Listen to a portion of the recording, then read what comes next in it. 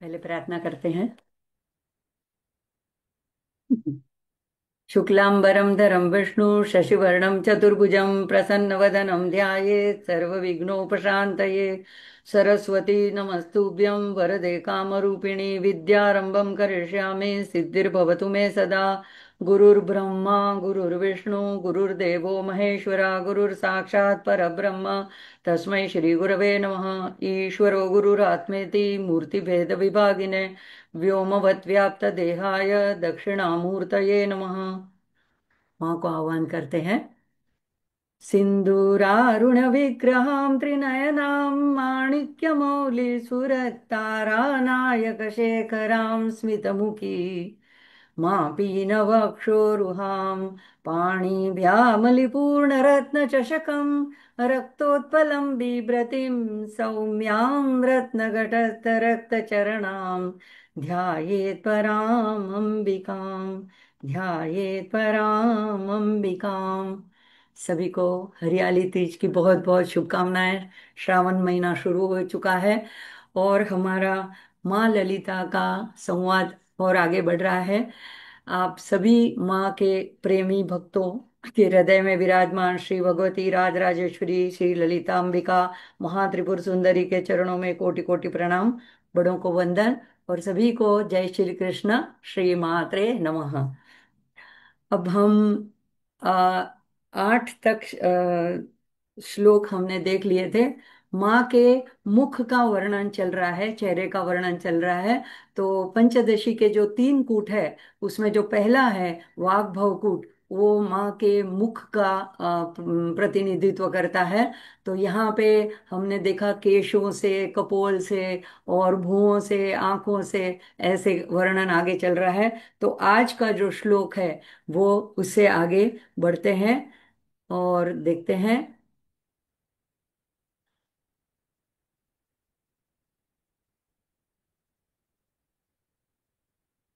ये है 9वां श्लोक। पद्मराग शिलादर्श परिभावि कपोल भूः, नव विद्रुम बिंब श्री न्यक्कारिरदनच्छदा। तो यहाँ पे एक एक शब्दों का अर्थ देखेंगे। पहले पहले चरण का देखेंगे गूढ़ार्थ और सामान्य अर्थ, और उसके बाद में दूसरे चरण का देखेंगे। तो पद्मराग शिलादर्श परिभावी कपोलभुः अनुष्टुप छंद है, गीता के श्लोकों की तरह ही पढ़ा जाता है, बहुत सरल है। पद्मराग शिला, तो ये एक प्रकार का माणिक है, लाल रंग का रत्न है। और वो समुद्र में गहरे तल में पाया जाता है। कई रत्न पहाड़ों में पाए जाते हैं, खदानों में से मिलते हैं, कई रत्न समुद्र में से मिलते हैं। तो ये है पद्मराग शिला। वो एकदम सॉफ्ट होता है, पॉलिश्ड होता है, जिसमें प्रतिबिंब दिख सकता है। तो यहाँ पे लिखा है शिलादर्श, आदर्श, यहाँ पे संधि है। आदर्श यानी आईना, परिभावी यानी प्रतिबिंबित होता है, कपोल यानी माँ के दोनों गाल, कपोल भूहु, भूहु दोनों गाल। तो माँ के कपोल की यहाँ पे देखो, जो वाग देवता है उनको शब्दों की कहाँ कमी है। वो तो सरस्वती के ही स्वरूप है, सरस्वती की शक्तियाँ हैं, 8 शक्तियाँ हैं। तो वो कई तरह से हमको समझाने की कोशिश कर रही है माँ के अनुपम सौंदर्य के बारे में। तो जो हम जानते हैं उसी चीजों का उल्लेख करके वो यहाँ पे उपमाएं देती है। इसका मतलब ये नहीं कि उपमाएं सार्थक है, ये सिर्फ हमको इंगित करती है। मतलब कहीं हमको माँ के अनुपम सौंदर्य तक ले जाने में, कल्पना करने में मदद रूप होती है। तो यहाँ पे अर्थ क्या बनता है? जिनके कपोल पद्मराग मणि से बने, दर्पणों से भी, मतलब पद्मराग मणि को अगर दर्पण बनाया जाए, दर्पण इसलिए कि एक तो लाल रंग का है, माँ की गाल ऐसे रक्तवर्ण है, माँ पूरी रक्तिम आभा वाली है। अरुणा करुणा तरंगिताक्षिम, तो माँ का वर्ण अरुणिमा भरा है।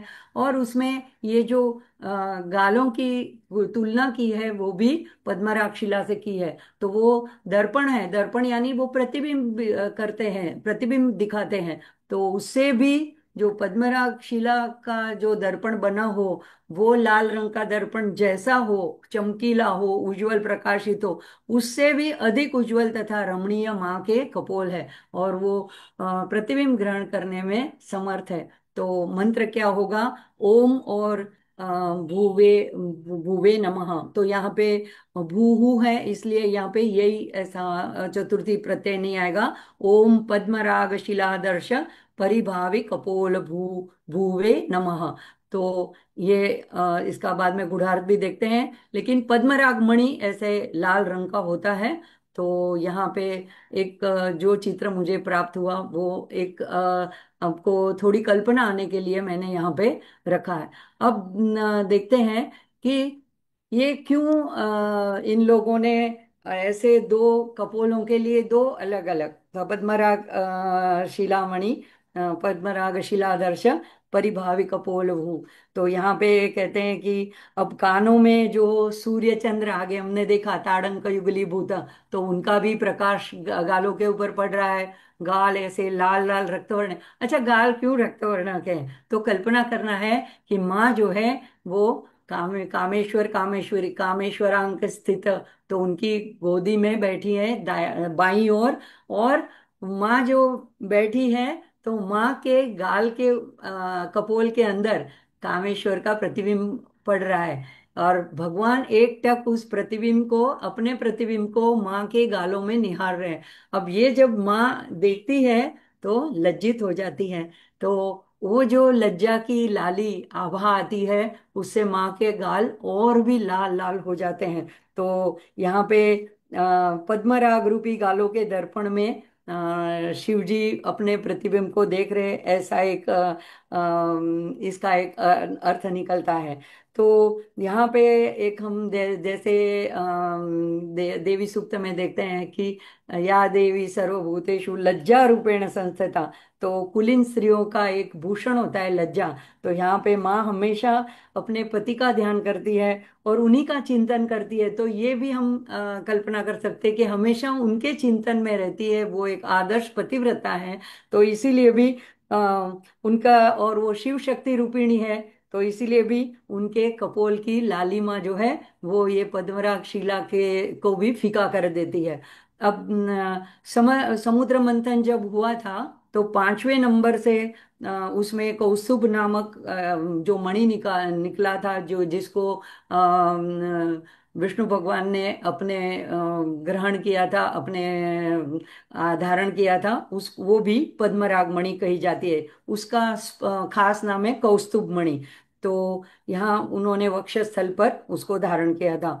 तो यहाँ पे क्या हम इसके गुढ़ार देख सकते हैं कि हमारा हृदय जो है वो ही एक सागर है, और हमारा मन जो है वो मंदराचल पर्वत है। तो इसका बुद्धि रूपी हमारी जो है वो एक डोर है, और वो मंथन हमारे अंदर, हमारे हृदय का मंथन चल रहता है। हृदय सागर में हमारी सब वृत्तियों का मंथन हमेशा चलता रहता है, और भांति भांति की लुभावनी वस्तुएं हमारे सामने मन जो है प्रकट करते रहता है। तो अगर माँ की भक्ति हम ना छोड़े, तो स्वयं ये जो हमारा मन है वही माणी रूप हो जाता है, और जिसे फिर माँ अपने हृदय में धारण कर लेती है। यानी भक्त को, भक्त मेरे राम सुखदास जी कहते हैं मुरे मुगट मणि। तो ऐसे मुगट मणि के रूप में माँ ऐसे भक्त को, प्रियजन को धारण कर लेती है। तो यहाँ पे ऐसा सुंदर इसका अर्थ दिया गया है। और पद्म जो है, ये शब्द बार बार आता जाता है, जैसे पद्मनाभ सहोदरी आएगा, पद्म जैसी उनकी आंखें आएंगी। तो ये पद्म जो है ये हमको बार बार क्या याद दिलाता है? ये ललिता सहस्त्र नाम बोलते हैं, सुनते हैं, तो उसका उच्चारण भी करते हैं। तो ये शब्द जो है हमारे ऊर्जा तंत्र को एक्टिवेट करता है, ऊर्जान्वित करता है, जागृत करता है। और पद्म कहते ही पद्म के या कमल के जो सारे गुण हैं वो हमारे सामने आते हैं। तो आगे भी नाम आएगा, संसार पंक निमग्न समुद्र समुद्धरण पंडिता, मतलब संसार के पंक में, कीचड़ में हम लोग जो निमज्जन डूबे हुए हैं, ऐसे लोग जन को उद्धार करने वाली जो माँ है वो उसमें कुशल है, पंडिता है। तो आगे आता है पद्मनाभ सहोदरी। तो उनकी शरण लेने से ये जो हमारा राग है, पद्म में एक शब्द क्या आता है पद्म के साथ? पद्म राग। तो एक एक शब्द भी बहुत बहुत गुढ़ार से बड़ा हुआ है। राग हमने पहले भी देखा कि र यानी प्रकाश, ज्ञान, और ग यानी अंधकार। तो जो हमको प्रकाश से अंधकार की ओर ले जाता है, यानी इच्छाएं, यानी आसक्ति। तो हम जो ज्ञान स्वरूप है, हम सच्चिद आनंद स्वरूप है, उसको हमको ये राग और आसक्ति जो है हमको अंधकार की ओर, अज्ञान की ओर ले जाती है। और इससे उल्टा तो गुरु हमने देखा था। तो ये जब हम माँ का शरण लेते हैं, या माँ के ऐसे कपोल का या ऐसे मंत्रों का उच्चारण करते हैं, या ऐसे इसका ध्यान करते हैं, तो ये हमको माँ गुरु बन जाती है। और गुरु का काम क्या है? गु यानी अंधकार, र यानी प्रकाश, रू। तो ये उल्टा कर देती है। राग से जो प्रकाश से अज्ञान की ओर हमें इच्छाएं ले जाती है, उसको माँ जो है उन इच्छाओं को हमको प्रभु की ओर ले जाती है, यानी अज्ञान से हमको ज्ञान की ओर ले जाती है। तो पद्म, राग और शिला। शिला यानी पत्थर। पत्थर कैसा होता है? निर्विकार। यानी राग के प्रति, प्रलोभनों के प्रति हमारी बुद्धि ऐसे निर्विकार होके, शुद्ध होके, दर्पण जैसी निर्मल बन जाए, इस ऐसा भी गुणार्थ इस पद्मराग शिलादर्श से निकलता है।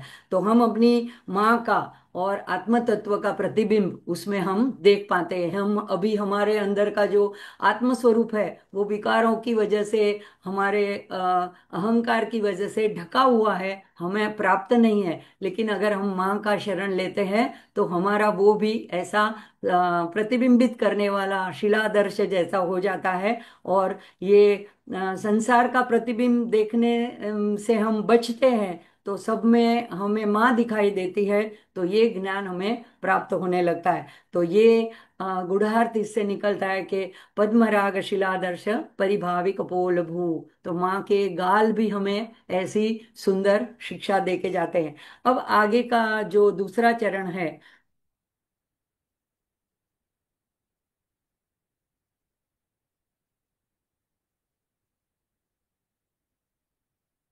नव विद्रुम बिंब श्री न्यक्कारी रदनच्छदा। तो इसका भी एक एक शब्द का अर्थ देखते हैं। नव विद्रुम बिंब श्री न्यक्कारी रदनच्छदा। देखो ये सारे 16 अक्षरों का पूरा एक चरण है और एक पूरा मंत्र है। तो नव विद्रुम यानी तोड़ तोड़ के नहीं बोलना है, हम समझने के लिए इसको अलग अलग देख रहे हैं। नव विद्रुम। विद्रुम एक लाल रंग का सौम्य रत्न है। यह भी समुद्र से प्राप्त होता है। मूंगा भी कहते हैं इसको। कई लोग इसके अलंकार भी बना के पहनते हैं। तो बिंब। बिंब यानी जैसे हम लोग गुजराती में टिंडोरा बोलते हैं, तोंडली बोलते हैं मराठी में, कुंदरू संस्कृत में दूसरा नाम है। तो ये जब पक जाता है तो इसको बिंब फल, जो लाल रंग का आरक्त एकदम हो जाता है, तो ये बिंब फल है। और श्री। श्री हमेशा अत्यंत सुंदर, आभावान, सौंदर्यवान, मांगल्य का प्रतीक, सौभाग्य का प्रतीक। ये श्री के अंदर बहुत सारे शब्द भाव समाहित है। और रदन, ये दंत पक्ति को बोलते हैं, रदन अच्छदा। रदन अच्छदा, रदन को आच्छादन करने वाले। तो यानी यहाँ पे जो है बातें हैं, बात है वो होठों की है। तो यहाँ पे कपोल की बात हो गई, इसके पहले हमने नासिका की बात देखी थी। अब जो वाग देवता है वो माँ के अधरों की बात करते हैं। तो संस्कृत में जो है नीचे के होठ को अधर कहते हैं, ऊपर के होठ को ओष्ठ कहते हैं। तो ये माँ के दोनों होठों की बात यहाँ पे की गई है। तो यहाँ पे अर्थ क्या निकलता है कि माँ के अधरों की अरुणिमा यानी कि लालिमा, ये कैस किस तरह से है? तो अब देखो उनके पास भी कोई दूसरा विकल्प नहीं है, इसीलिए वो हम जो जानते हैं ऐसी चीजों की उपमा देते हैं वाग देवता। तो एक तो उन्होंने उपमा दी है विद्रुम की, यानी एक रत्न की लाल रंग के, और एक दी है बिंब फल की। तो ये दो होठ हैं, इसीलिए दो उपमाएं दी है। तो अरुणिमा नए मूंगा और बिंब फल के लाल रंग को भी परास्त करती है। परास्त कर रही है। न्यक्कारी, इसका मतलब तिरस्कार करना, हरा देना, मात करना। तो ये हर एक जगह में अलग अलग शब्द वाग देवता उपयोग में लाते हैं। लेकिन इन सब का उनका कहने का भावार्थ है कि इन सब से माँ का सौंदर्य और परे है। तो इसीलिए यहाँ पे लिखा, कहते हैं कि इनको न्यक्कारी यानी उनको परास कर रही है, यानी कि उनको फीका कर रही है, उनको मात कर रही है। उससे भी कहीं अधिक ज्यादा उनकी लालिमा है उनके दोनों होठों की, जो कि दांत पंक्तियों को अभी आच्छादित किए हुए हैं। तो दंत पंक्तियों की बात अगले श्लोक में आएगी। तो यहाँ पे इसका सिर्फ उल्लेख किया गया है कि ये दोनों होठ उनको आच्छादित कर रहे हैं। अब हम इसका चित्र भी देख लेते हैं। देखो ये बिंब फल आता है, तो ओनली ये बेल में होते हैं, और ये जब पक जाते हैं, पहले तो ग्रीन होते हैं, पक जाते हैं तो ऐसे लाल होते हैं। तो ये बिंब फल नीचे को होठ, होठ के लिए उपमा दी गई है। और उस ये विद्रुम मूंगा रत्न, ये कई लोग आभूषण भी इसके बनाते हैं। तो ये विद्रुम के लिए, विद्रुम को ऊपर के होठों के लिए उपमा दी गई है। अब इसका हम गुणार्थ देखते हैं। तो ये एक आइडिया आने के लिए हम जो भी मुझे चित्र मिले उसको मैंने यहाँ पे प्रेषित किए हैं। देखो, तुलना करती है वाग देवता, लेकिन सिर्फ निर्देश करने के लिए, नोन टू अननोन, हम जो जानते हैं, जिन लाल रंग की चीजों को हम जानते हैं, वहां से हमको ले जा करके माँ माँ के अनुपम सौंदर्य तक इंगित करते हैं। तो यहाँ पे श्री विद्या में जो है, माँ को विशेष रूप से तांबूल अर्पण किया जाता है। तो ये भी हो सकता है कि तांबूल माँ ने चबाया है तो उसकी भी थोड़ी लालिमा आई है माँ के होठों के ऊपर।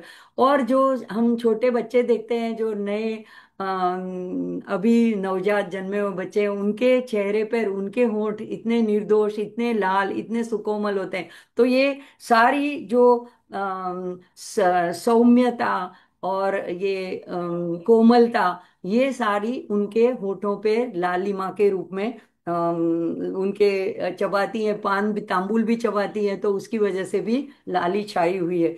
अब नए मूंगा में अभी अभी कोरल जिसको कहते हैं, उसको, उसके लाल रंग को भी वो फीका कर रही है। फिर यहाँ ये क्यों पसंद किया गया है? अब ये दो चीजें क्यों पसंद कर गई?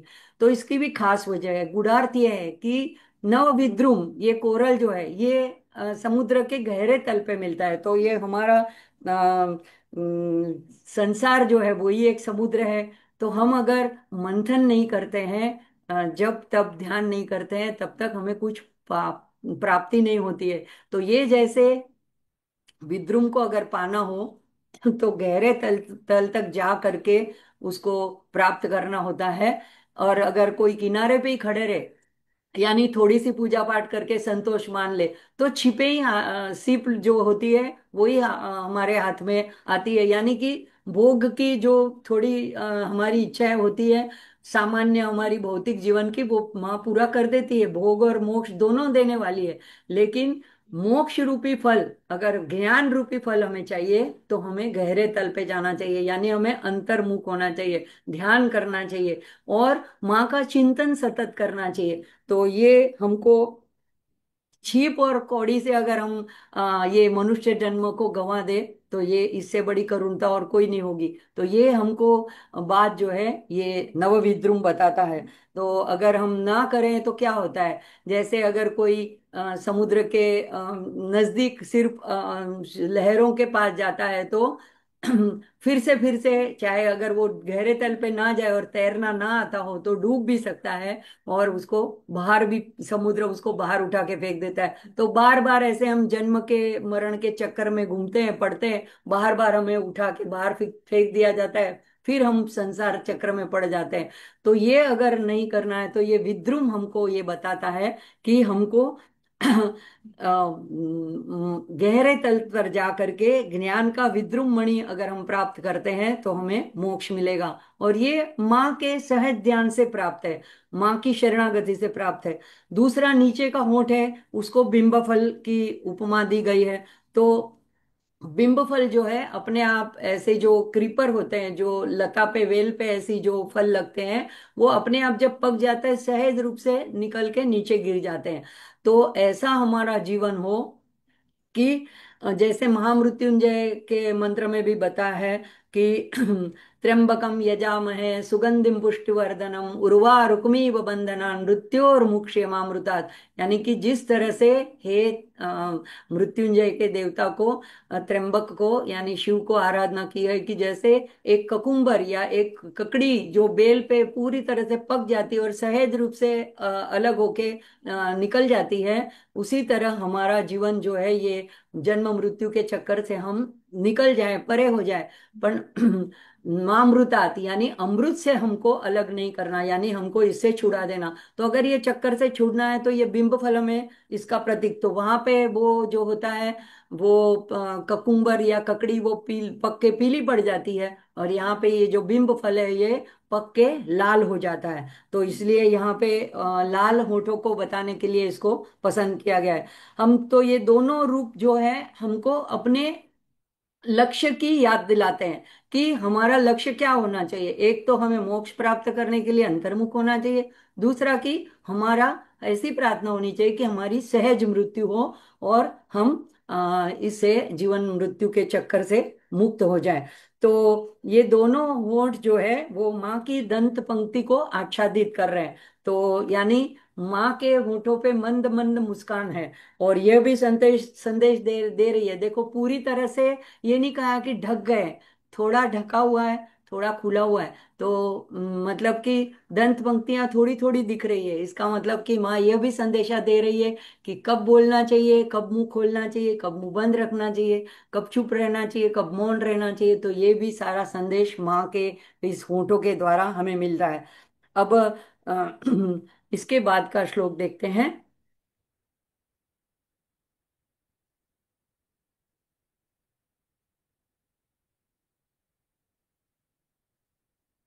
10वां श्लोक है, शुद्ध विद्यांकुराकार द्विज पंक्ति द्वयोज्वला कर्पूर वीटिका मोद समाकर्ष दिगंतरा। तो यहाँ पे भी ये पूरा चरण एक मंत्र है, दूसरा पूरा चरण 16 अक्षरों का दूसरा मंत्र है। तो शुद्ध विद्यांकुराकार द्विज पंक्ति द्वयोज्वला, इसका अर्थ देखेंगे एक एक शब्द का। शुद्ध विद्या, तो शुद्ध विद्या श्री विद्या को कहते हैं। अंकुराकार यानी अंकुर, जो हम अगर किसी मूंग या चने को जब अंकुरित करते हैं तो उसके जो उसमें से वो फूल कर अंकुर निकलता है, तो ये कली रूप, तो ये शुद्ध विद्या के अंकुर रूप है। तो द्विज यानी जिसका 2 बार जन्म होता है। तो किन किन चीजों का शास्त्र में उल्लेख है कि दांत 2 बार जन्म लेते हैं, जैसे कि पहले हमारे दूध के दांत होते हैं बचपन में, उसके बाद में वो चले जाते हैं, फिर पक्के दांत आते हैं। फिर ब्राह्मण जो, ऐसे नहीं कि जन्म से ब्राह्मण, लेकिन जो भी अपने संस्कारों से अपने आचरण से ब्राह्मण होता है, ब्रह्म में विचरण करता है, वो जब यज्ञोपवीत धारण करता है तो उसका दूसरा जन्म होता है। तो द्विज ब्राह्मण का भी 2 जन्म होते हैं, यज्ञोपवीत लेने से पहले और बाद में। और पंछी ये पहले अंडे के रूप में होते हैं और बाद में अंडा फूटने के बाद में ये अपने असली स्वरूप में आते हैं। तो पंछी को भी द्विज कहा जाता है। तो यहाँ पे द्विज शब्द भी बहुत गूढ़ार्थ के रूप में प्रयोजित किया गया है। तो द्विज पंक्ति, तो यानी दांतों की दोनों पंक्तियां, उसके लिए ये द्विज शब्द यूज किया गया है। उज्ज्वला यानी एकदम तेजस्वी है, उसमें से प्रकाश बाहर आ रहा है, तेज बाहर प्रकट हो रहा है। और अर्थ क्या निकलता है कि वो माँ जिनकी 2 दंत पंक्तियां शुद्ध विद्या श्री विद्या के अंकुर के समान है। और मंत्र क्या बनेगा, ओम आगे लगेगा, यही बाद में लगेगा, यही नमः। तो ओम शुद्ध विद्यांकुराकार द्विज पंक्ति द्वयोज्वलायै नमः। तो यहाँ पे अब इसका गुढ़ार देखते हैं। शुद्ध विद्या, अब श्री विद्या को शुद्ध विद्या कहते हैं, क्यों? क्योंकि इसमें अहम ब्रह्मास्मि, इसी के ऊपर भार दिया जाता है। आत्मज्ञान की मुक्ति की ये सर्वोच्च विद्या है। तो यहाँ पे माँ की जो दंत पंक्तियां हैं, इसको शुद्ध विद्या की दोनों पंक्तियां यानी अंकुर की दोनों पंखुड़ियां हैं, इस तरह से रूपक लिया गया है। तो कलिका के समान बताया गया है। तो यहाँ पे आ, ये माँ की जो मुस्कुराहट है, तो ये स्मित है, वो ही ब्रह्म विद्या की अभिव्यक्ति है। यानी कि उनके जो दांत है उसमें से जो ब्रह्म विद्या के अंकुर के समान है, तो उसमें से जो प्रकट हो रहा है यानी उनका जो स्मित निकल रहा है ये, या उसमें से जो सुगंध निकल रही है, वही ब्रह्म विद्या की अभिव्यक्ति है। तो उनको इसीलिए उनके दांतों को शुद्ध विद्या कहा गया है। अभी जो ज्ञान हमें अभेद का दर्शन कराता है, अनुभव कराता है, अभेद यानी अभी हम क्या समझते हैं, हम अलग है, आप सामने जो सुन रहे हो यहाँ पे जूम में वो अलग है, ये मेरे सामने जो कंप्यूटर है वो अलग है, यानी सारे पदार्थों हम अलग अलग बांट करते अलग अलग देखते हैं। पंछी, पशु, वनस्पति, सबको हम अलग अलग नाम से पुकारते हैं। लेकिन सारे में एक ही तत्व, एक ही परमात्मा, एक ही ऊर्जा, एक ही माँ, एक ही शक्ति सब में से बह रही है, सब में चैतन्य का प्रकाश फैला रही है। वो जड़ हो या चराचर सब हो, ये जब ज्ञान अनुभव हमें आ जाता है उसको शुद्ध विद्या कहते हैं। उसमें बिल्कुल भी अविद्या का लेश मात्र भी नहीं होता है। तो जीव जगत और जगदीश, ये तीनों की जब एकात्मता का भान होता है, ज्ञान होता है, तो ये ज्ञान कराने वाली जो विद्या है वो श्री विद्या है। और अगर हमने श्री विद्या में दीक्षा नहीं भी ली है, अगर हम इसकी कोई साधना नहीं भी कर सकते हैं, कोई हमको पंचदशी का मंत्र भी नहीं मिला है, तो सबसे सरल जो है वो ये ललिता सहस्त्र नाम है। ये स्तोत्र है, इसीलिए ये कोई भी पढ़ सकता है। तो ये अगर हम शाम के वक्त ज्यादा करके बोले एक समय पे करें, तो ये ज्ञान अपने आप, अपने अंदर ज्ञान तो अंदर ही है, तो अपने आप ये ज्ञान प्रकट होता है। और माँ हमको अज्ञान को दूर करके हमको ज्ञान प्रदान करती है। तो ललितांबिका क्योंकि उसी विद्या का मूर्तिमंत स्वरूप है, तो श्री विद्या कहो, श्री चक्र कहो, या माँ का विग्रह कहो, सब एक अभेद है। तो इसीलिए हर एक चीज, वस्तु और व्यक्ति में जो हम भेद भेद देखते हैं, सबको पृथक पृथक देते हैं, वो हमारा अज्ञान है। और हमें ये शुद्ध विद्या जो है वो निर्मल ज्ञान देती है। तो यहाँ पे ये 15 दांत जो है वो हमारे 32 होते हैं, तो 16 नीचे 16 ऊपर। और षोडशी मंत्र जो है श्री विद्या का, वो भी 16 अक्षरों का है, 16 बीजाक्षरों का है। इसीलिए भी यहाँ पे इनको ये षोडशी विद्या के रूप में या उसकी कलिका के रूप में दांतों को बताया गया है, माँ को उसकी उपमा दी गई है। तो यहाँ पे माँ की जो पराशक्ति है, उसकी परावाणी से ये विद्या अंकुरित होती है।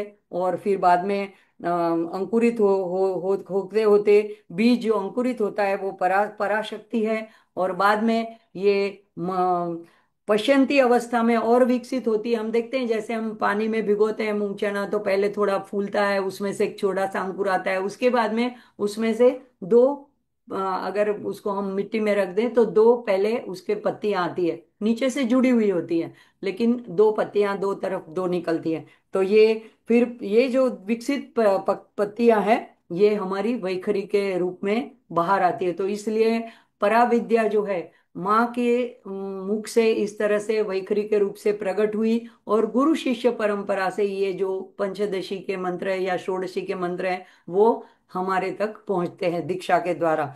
तो ये मूलाधार से जिस तरह से जुड़ी हुई है, तो इसी जैसे पंखुड़ियां दोनों जुड़ी हुई होती है, उसी तरह से ये हमारे जो दंत पंक्तियां हैं, ऐसे लगती है कि ऊपर की अलग है नीचे की अलग है, लेकिन ये हमारे जड़बे से दोनों जुड़ी हुई है, इसीलिए उसको ये रूपक दिया गया है। तो दोनों पंक्तियां पृथक पृथक है, लेकिन मूलाधार से जुड़ी रहती हैं। और इसे ही यहाँ अंकुर बताया गया है, इसे दांतों के समान बताया गया है। अभी हाँ, षोडशी मंत्र की इसीलिए क्योंकि 16 16 है, इसलिए षोडशी मंत्र की कलिका है। दूसरा एक अर्थ ये भी निकलता है कि ब्राह्मणों को शास्त्र में विद्यांकुर कहते हैं, क्योंकि ब्राह्मणों के द्वारा वेद प्रसारित किए गए, और शास्त्रों के अनुसार देवी के मुख से ब्राह्मणों का उद्गम हुआ, अतः उनकी तुलना जो है वो दांतों से की जाती है। तो यहाँ पे ऐसी कल्पना करें कि जैसे दो पंक्तियों में 16 16 ऐसे ब्राह्मण श्वेत वस्त्र पहने हुए बैठे हैं और वेद मंत्रों का उच्चारण कर रहे हैं। तो ये जो दांतों से जो कुछ भी वाणी निकल रही है माँ की, वो वेद ही निकल रहे हैं माँ के मुख से, दांतों से बाहर। तो इसीलिए यहाँ पे ये कहा गया है कि ये द्विज शब्द यहाँ पे यूज किया गया है, दंत नहीं यूज किया गया, और कोई शब्द नहीं, द्विज यहाँ पे वाग देवताओं ने उसको प्रयोजित किया। तीसरा है कि तंत्रों के अनुसार जो है शुद्ध विद्या में या श्री विद्या में 32 ऐसी दीक्षाएं दी जाती है। जो सबसे पहली जो बाला मंत्र की, यानी त्रिअक्षरी मंत्र, यानी ओम सब में आगे लगता है, आइम ह्रीम आइम क्लीम सौहु। तो ये जो त्रिअक्षरी मंत्र होता है बाला मंत्र, ये सबसे पहली प्रथम प्रथम दीक्षा दी जाती है। और लास्ट में अनुत्तर तक ऐसी 32 दीक्षाएं हैं। तो ये 32 दीक्षाओं के भी यहाँ पे सूचित करता है कि 16 16 हमारे जो दो दो दंत पंक्तियां है, तो ये भी जैसे कि वो दीक्षाओं के अंकुर है। और संप्रदाय के अनुसार गुरु शिष्य जो है परंपरा से ये दी जाती है। तो इस मंत्र में षोडशी मंत्र के 16 बीजाक्षर छिपे हुए हैं। चौथा जो है कि वाग देवताओं ने जो हमारे संस्कृत वर्णमाला के 51 अक्षर हैं, उसमें से सिर्फ 32 को चुना है। हमने शुरू में इतना डिटेल विस्तृत इसका मैंने वर्णन नहीं किया, लेकिन हम चाहते हैं तो पीछे अगली बार कर सकते हैं कि कौन से शब्द छोड़ दिए हैं। जैसे अ से आहा तक स्वर है, उसमें से अमुक छोड़ दिए हैं, रू रू ऐसे।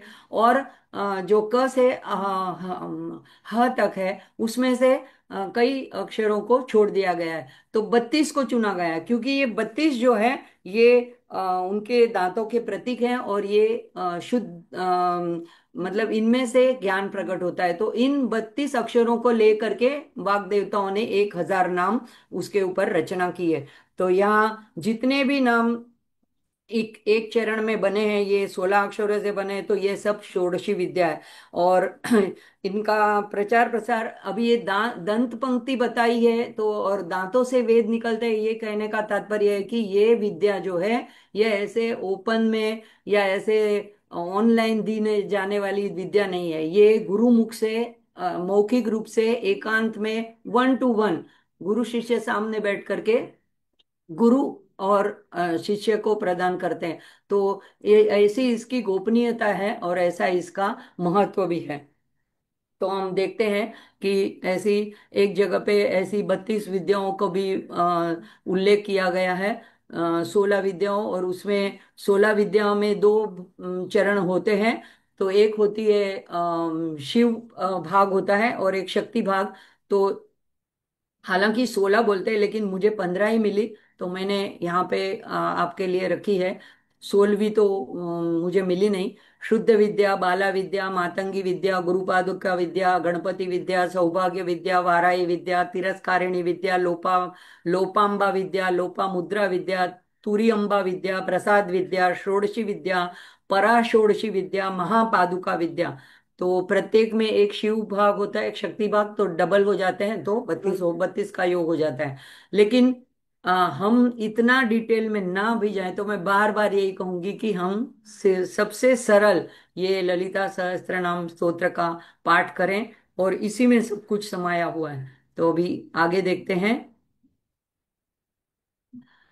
हाँ, इसका कर कर्पूरवीटिकामोद समाकर्ष दिगंतरा। तो इसके बाद का जो श्लोक है उसमें श्लोक 10वां है।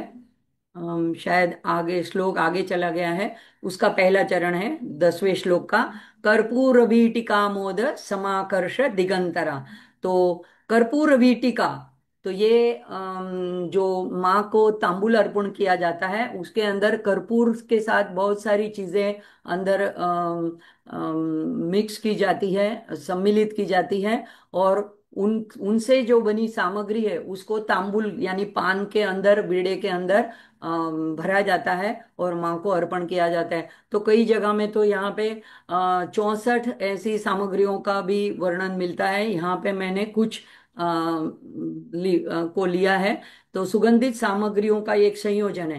केसर, इलायची, लौंग, कपूर, कसूरी, जायफल, जावंत्री, नागर, चूना, सुपारी, सौंफ, तिल, कत्था, खारेक, सूखा नारियल, अजवाइन, गुलकंद, चेरी, पिसी हुई मिश्री, ये सब मतलब इसका छोटा चूरा, बारीक चूरा करके इनका सम्मिश्रण करके वीटिका यानी बिड़ा, तो तांबुल बीड़े में ये डाल करके माँ को अर्पण किया जाता है। तो आमोद यानी आनंद प्रसारित होता है। समाकर्ष सभी को आकर्षित करना। दिगंतरा, दिगंतरा यानी पूरे ब्रह्मांड में, सब 10 दिशाओं में। तो माँ की जो श्वास है, माँ के अर्थ क्या हुआ कि वो माँ जो है अपने मुंह में, अब होठों की बात आई, दांतों की बात आई, तो अब माँ जो है एक पान चबा रही है। तो कर्पूर वीटिका युक्त माँ तांबुल जो अंदर चबा रही है, उसकी सुगंध चारों ओर फैल रही है। और वो सुगंधी फैल करके दिगंतर में यानी 10 दिशाओं में सबको आकर्षित कर रही है। तो मंत्र क्या हुआ? ओम कर्पूर वीटिका मोद समाकर्ष दिगंतारा दिगंतरायै नमः। अब इसका अ, देखते हैं गुणार्थ क्या है। तो देखो, माँ की जो है व्याप्ति सर्वत्र है, और वह सबको आनंद, सुख और खुशी प्रदान करती है। तो माँ के मुख से निकली हुई सुगंधि जो है वो दिगंतर में जब फैलती है तो सभी को आनंद प्रमोद देती है। तो यहाँ पे ये कि ऐसी माँ के मुंह से निकली हुई सुगंधि क्या है, तो शुद्ध विद्या है। और शुद्ध विद्या प्राप्त करने वाला भक्त भी ऐसी सुगंधि युक्त हो जाता है, और वो सभी को मान्य रहता है, उसकी सुगंधि भी चारों ओर फैलती है।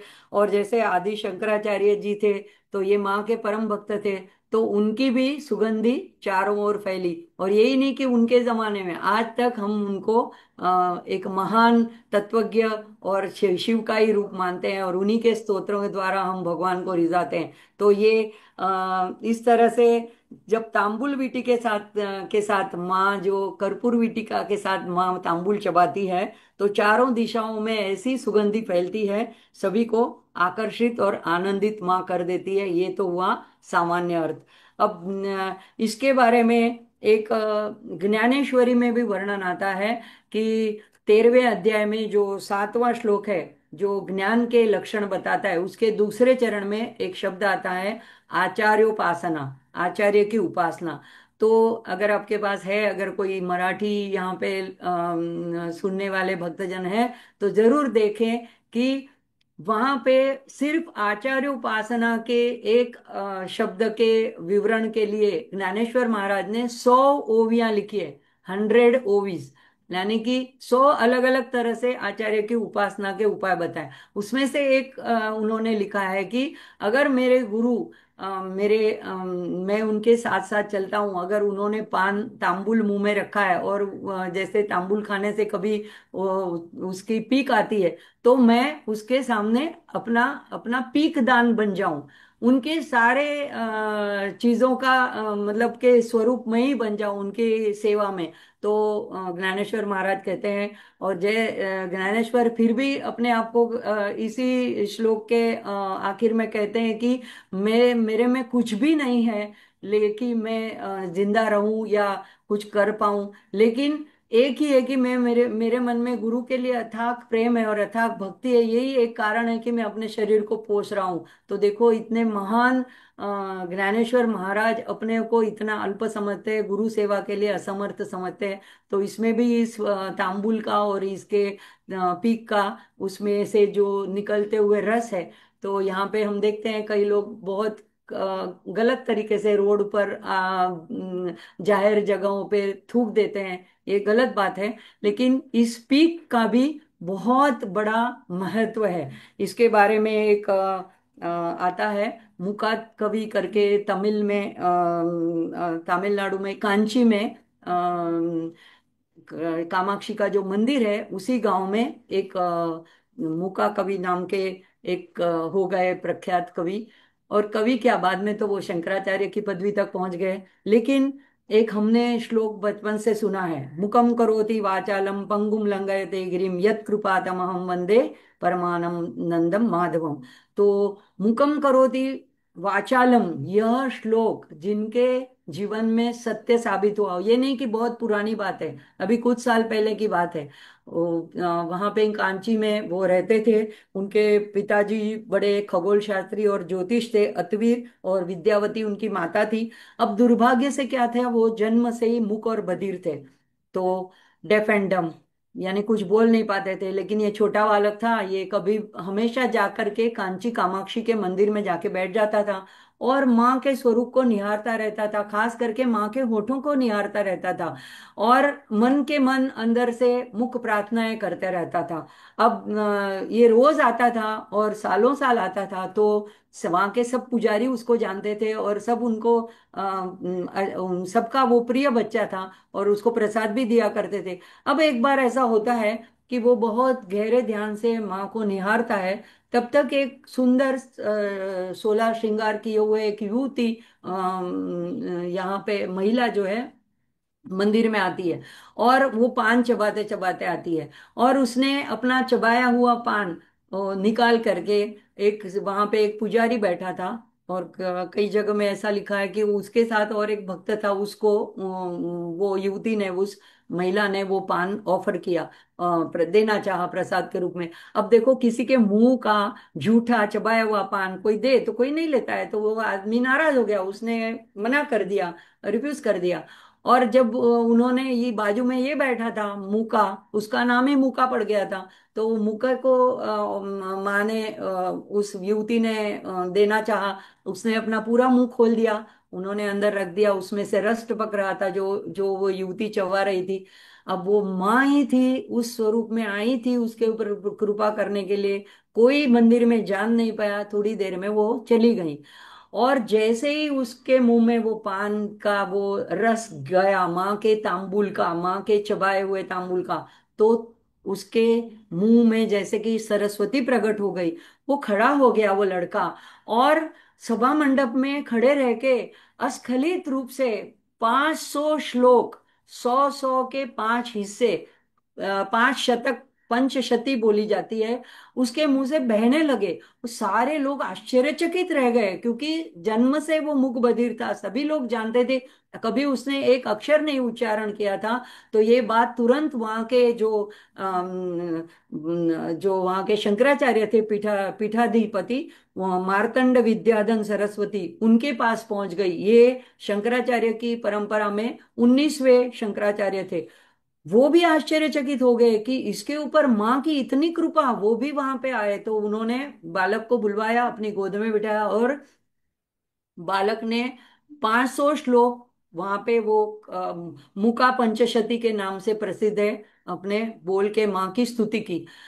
अब उन्होंने तुरंत उसके माँ पिताजी को बुलवाया और कहा कि ये कोई, इसके ऊपर माँ की अनन्य कृपा हुई है, तो अगर आप अनुमति दें तो मैं इस लड़के को दीक्षा देना चाहूंगा, संन्यास दीक्षा, और इसको मैं अपने उत्तराधिकारी के रूप में घोषित करता हूं।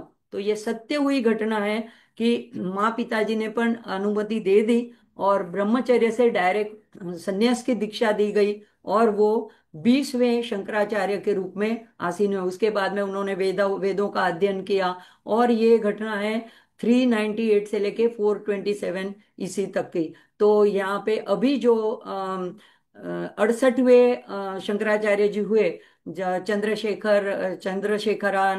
शेखरेंद्र सरस्वती, जो कि जिनको परमाचार्य कहा जाता है, जो 100 साल जिए, 1894 से 1994 तक। और उन्होंने बहुत साल, 50 से ज्यादा साल पूरे भारत में परिभ्रमण किया, सारे चार जो मठ थे वहां पे परिक्रमा की।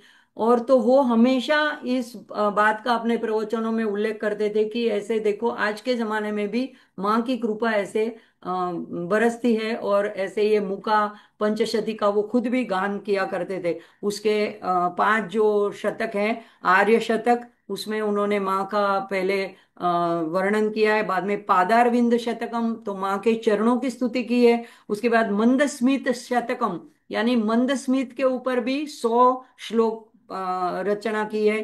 फिर कटाक्ष शतकम, यानी माँ के नेत्रों के कटाक्ष दृष्टि के ऊपर 100 श्लोक। और स्तुति शतकम, इस तरह से 500 श्लोक की रचना करी है। और देवी भी उनसे बहुत इस स्तुति से प्रसन्न हुई और उनको बहुत सारे ज्ञान का वरदान दिया। तो ये जो है, उनका नाम बाद में मूका शंकरेंद्र सरस्वती सरस्वती रखा गया। लेकिन ज्यादातर उनको मूका कवि के नाम से, या मूका पंचशती उन्होंने रचना की, तो उसी नाम से ज्यादा करके लोग जानते हैं। इसी तरह से कालिदास के बारे में भी कहा जाता है कि वो भी पहले मूढ़ थे, और इतना मतलब अज्ञानी जैसे थे, लेकिन देवी माँ की बहुत आराधना करने के बाद उनको कृपा हुई, और उनके भी तांबुल के माँ के उच्छिष्ट तांबुल के रस से उनको वाणी की प्रसिद्धि मिली, वाक्पटुता मिली। ललिता त्रिशती में भी जो 14वां नाम है, वो भी इसी प्रकार का है, कर्पूर वीटी सौरभ्य कल्लोलित ककुप्तटा। तो ये ललिता त्रिशती 300 श्लोकों का स्तोत्र है, और कामेश्वर कामेश्वरी ने खुद हयग्रीव को बताया है। तो वहां पे भी माँ के ऐसे कर्पूर युक्त तांबुल का जिक्र किया गया है। तो इस तरह से तांबुल जो है, वो आगे हमारे सहस्त्र नाम में भी आएगा। 559वां नाम तांबुल पूरित मुखी।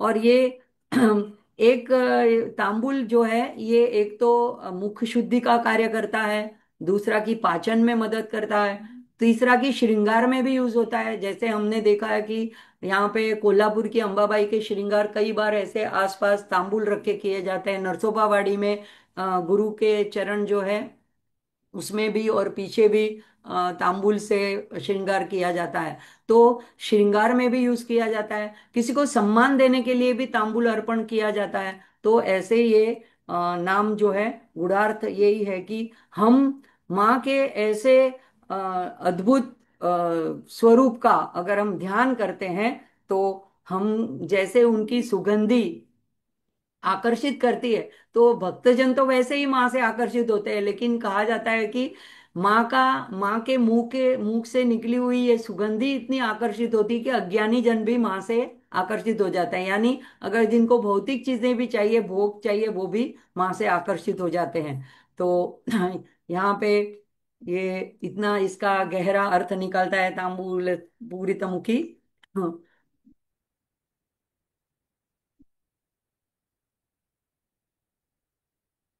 आगे का देखते हैं, शायद एक और देख सकेंगे हम।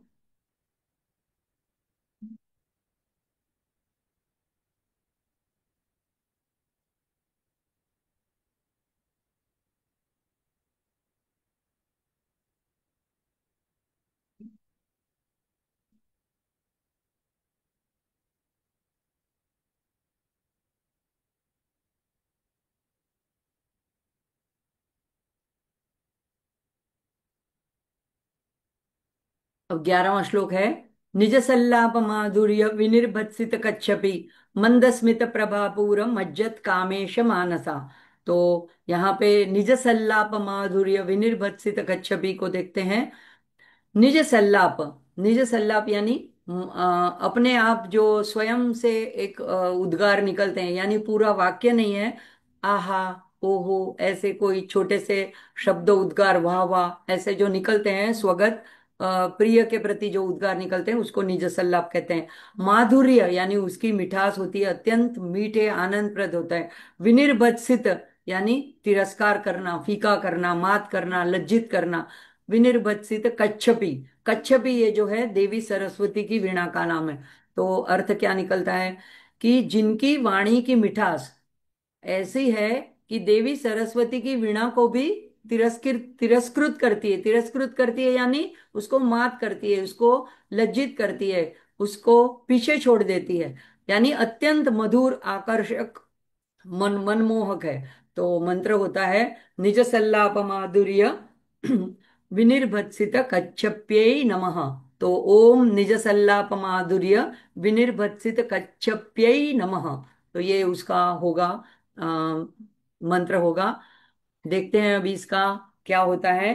तो सरस्वती जो है, इसके बारे में ऐसी शंकराचार्य जी और एक कवि भी सौंदर्य लहरी में शंकराचार्य जी बताते हैं, और एक कवि भी बताते हैं। शंकराचार्य जो है 66 नंबर के श्लोक में बताते हैं। तो ये कहते हैं कि जैसे माँ बैठी है और सरस्वती जी जो है वो अपनी वीणा पे शिव जी का महिमा गान कर रही है। त्रिपुरासुर का वध किया, तो इस तरह से जो उनके सारे पराक्रमों का वर्णन सरस्वती जी अपने वीणा से, वीणा वादन से कर रही है, और माँ सुन रही है। तो माँ की आंखें बंद है, और माँ अपने मस्तक को ऐसे हिला डुला के उसका अनुमोदन कर रही है।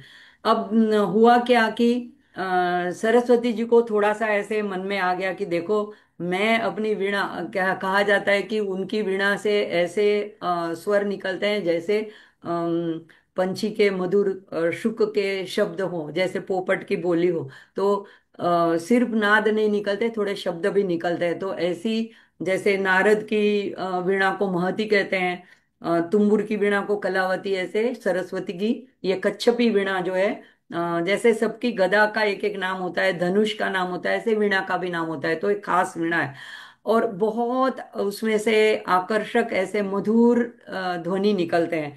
तो सुरीले रागों की ध्वनि निकलती है। अब वो बजा रही है और माँ सुन रही है। अब जब उनके मन में थोड़ा सा, अहंकार तो नहीं कह सकते हैं, लेकिन थोड़ा सा ऐसे भाव आया कि देखो, मैं माँ को आनंदित कर रही हूँ, मेरी वीणा, मैं कितनी अच्छी वीणा बजाती हूँ। तो तुरंत माँ के ध्यान में आया।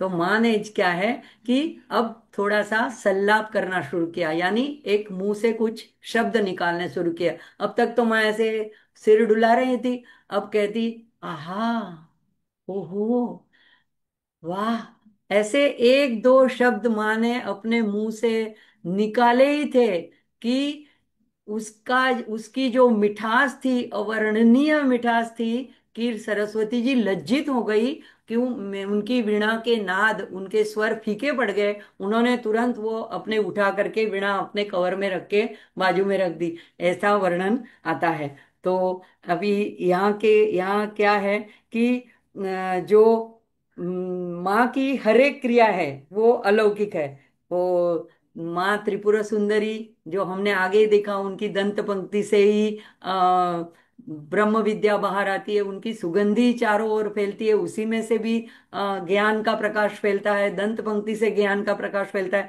तो वाणी से तो इतनी अलौकिक वाणी है कि किसी ने आज तक सुनी ही नहीं है, ऐसी वाणी है। तो ऐसी, जो अब हमको जो है ऐसे अलग अलग प्रकार के नाद सुनाई देते हैं। जैसे अगर हमने बाहर के कोई संगीत का स्वर सुनाई दिया, या हमें अच्छा भजन सुनाई दिया, तो हमें वो नाद अच्छा लगता है। तो वो नादामृत में हम खो जाते हैं। फिर अगर अगर इससे आगे बढ़ के अगर कोई अंतर्मुख हो जाता है, तो उसको अंदर का भी अनाहत नाद भी सुनने में, योगियों को अनाहत नाद सुनने में आ जाता है।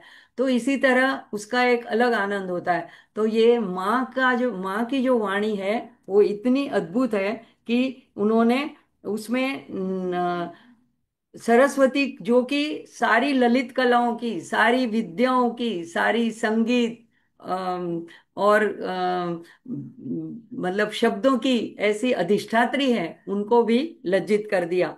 तो यहाँ पे ये कह करके माँ के वाणी का बहुत प्रशंसा की गई है। उनको प्रशंसा करने के लिए और कोई उपमा नहीं मिली, तो वाग देवताओं ने उनकी तुलना जो है, तो सरस्वती की वीणा के नाद से करके उससे भी उसको बेहतर बता दिया। तो यहाँ पे मुझे लगता है एक और हम देख पाएंगे।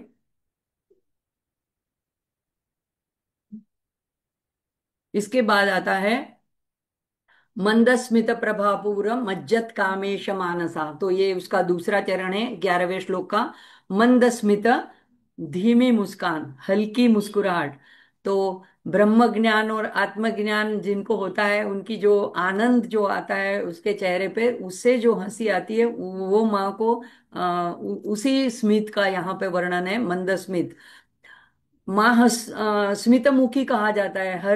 हमेशा माँ का चेहरा हंसता हुआ रहता है, मंद मुस्कान माँ के चेहरे पर खिली रहती है।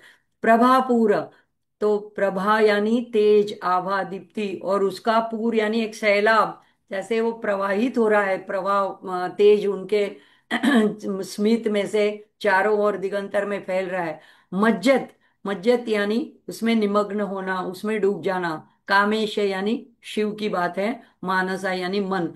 तो उनको देख करके शिव जी का मन उसमें डूब जाता है। तो अर्थ क्या हुआ, माँ की मंद मुस्कान तो कामेश्वर यानी भगवान शिव के मन को अपनी प्रभा में पूर्ण रूप से डुबा देती है, मोहित कर लेती है।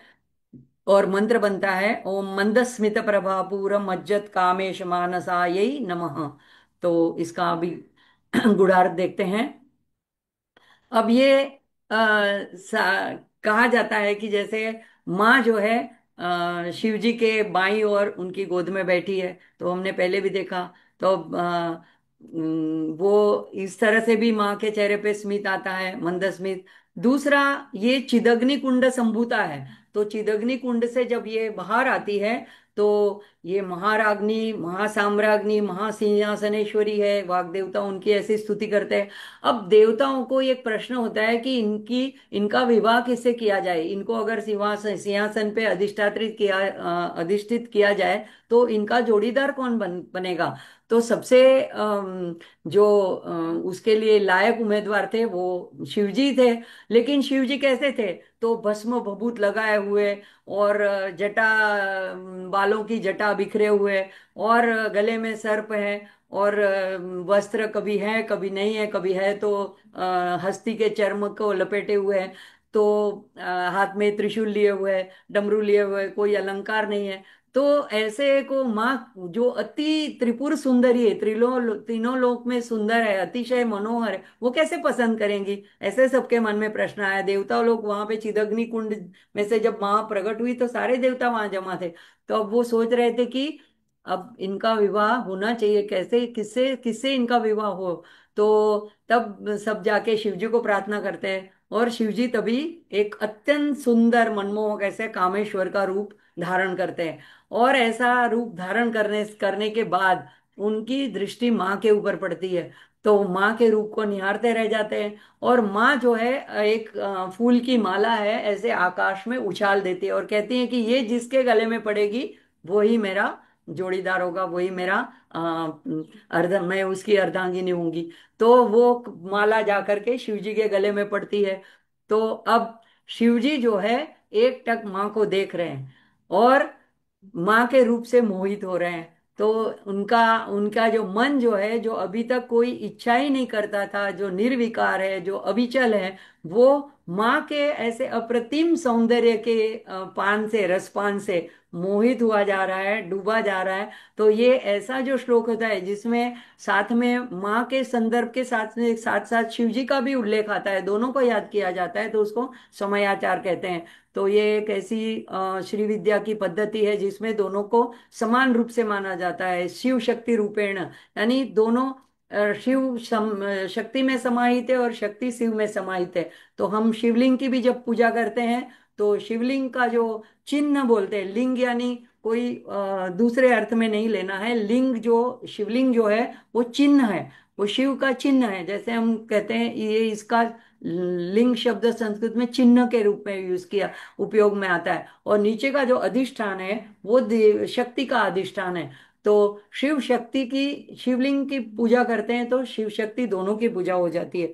तो यहाँ पे कहते हैं कि माँ की जो मंद मंद स्मित, देखो एक तो होता है हास्य, अट्टहास्य, ये तो तामसिक हुआ, जैसे राक्षस लोग हंसते हैं हा हा हा हा करके।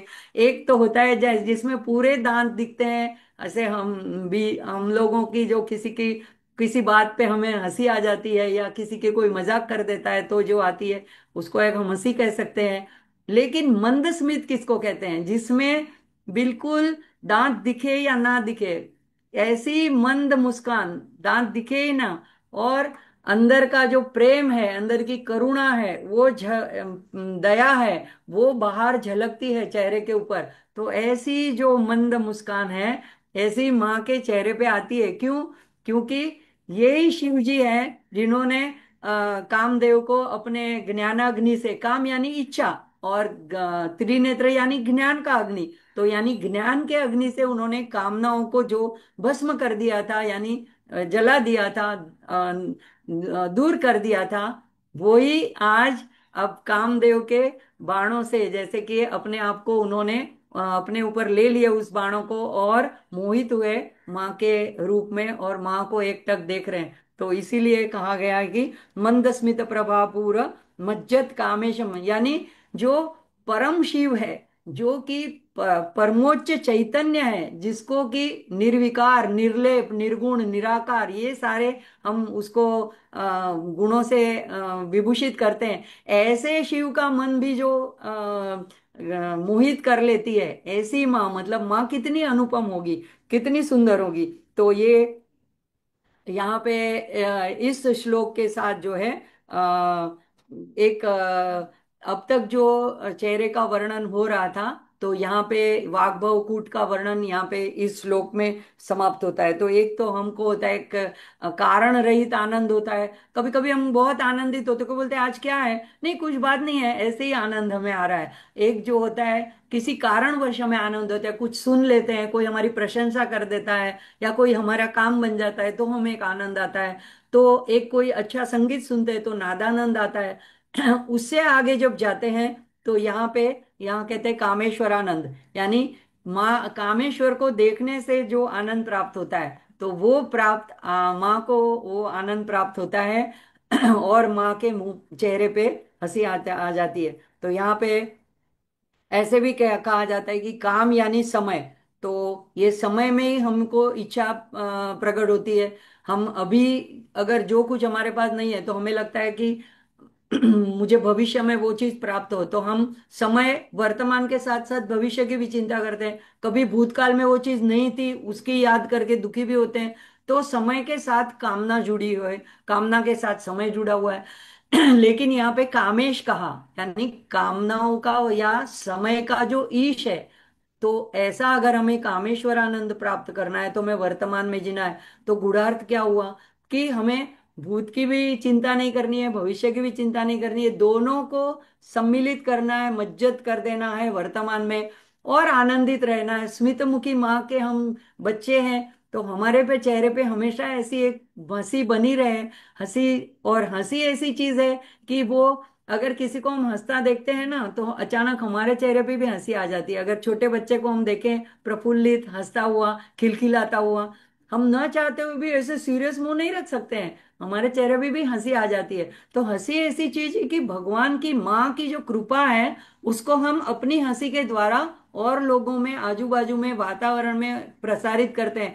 यानी हम तो माँ की कृपा पाते हैं, हम औरों को भी ये कृपा प्रदान करने का, प्रसारित करने का माध्यम बन जाते हैं। तो यहाँ पे कहते हैं कि अगर हमें स्वयं की खोज करनी है तो हमें वर्तमान में रहना चाहिए, भविष्य की और भूत की चिंताओं में नहीं पड़ना चाहिए। ये कहता है, जैसे कामेश का मन माँ के स्मित में को देख करके निमग्न हो गया, यानी मन फिर अपनी सुध बुध खो बैठा। इसी तरह हम माँ का स्वरूप देखते देखते, माँ का चिंतन करते करते, और अब ये श्रावण महीना, शिव जी का चिंतन करते करते, शिव शक्ति एक रूप है, हमारा मन भी ऐसा सुध बुध खो जाए, तो हम भी ऐसा आनंद प्राप्त कर सकते हैं।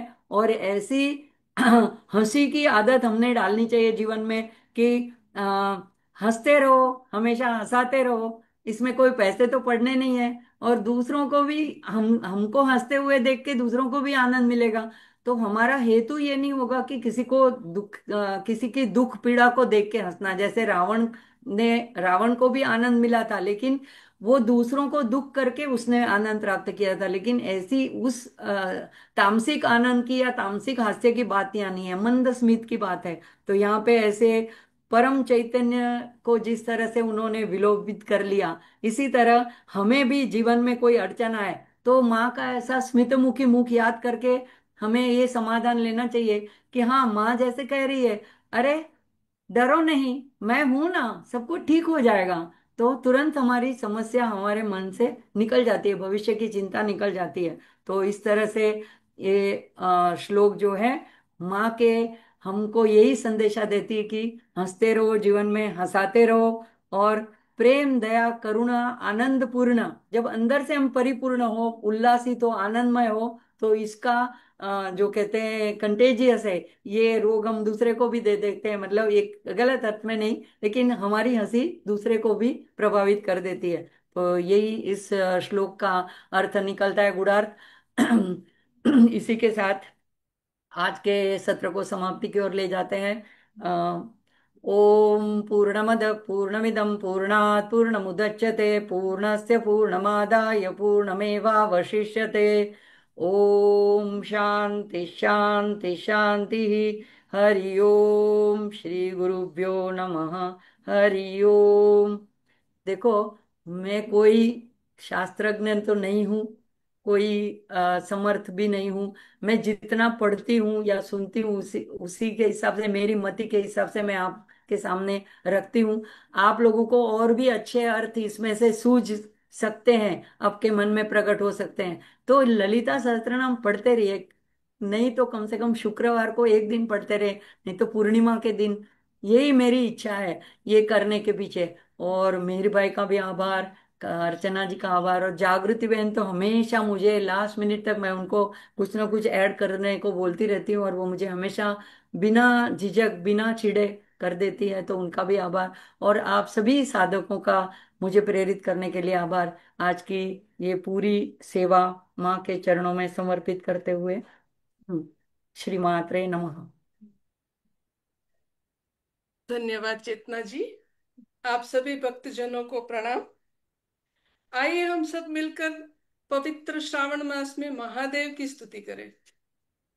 ओम जय जगदीश हरे स्वामी, जय जगदीश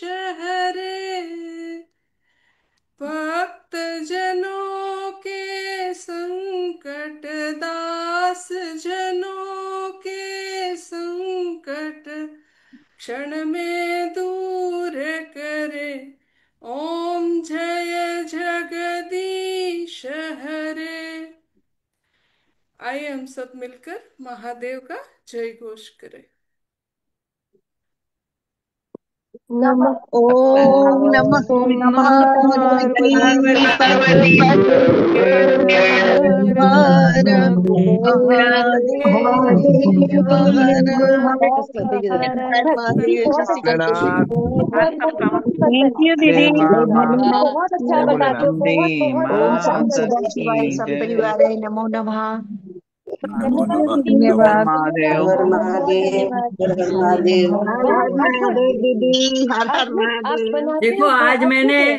होमवर्क के बारे में पूछा नहीं था, लेकिन अगर आप नहीं लिख सकते हो, किसी किसी का मुझे फोन आया था कि हम अभी इस उम्र में नहीं लिख पाते हैं, तो आपके घर में अगर किसी के ऊपर भी आपकी चलती है, आपका पोता है, आपका बेटा है, या आपकी कोई फ्रेंड है, तो उनसे भी लिखवा सकते हैं। अगर फिर भी नहीं हो सकता है तो कम से कम ऐसी छोटी पुस्तक जो है वो अपने पास रखिएगा। तो आज हमने तो नहीं बोले श्लोक, लेकिन लिखेंगे तो आपको बहुत अच्छी तरह से माँ से जुड़ पाएंगे। तो मैं आज तो मैंने पूछा नहीं होमवर्क, लेकिन करेंगे तो अच्छा है। थैंक यू दीदी। सभी को थैंक यू, बहुत धन्यवाद। बहुत जय श्री दीदी राम। धन्यवाद। તમે લખીને મોકલજો।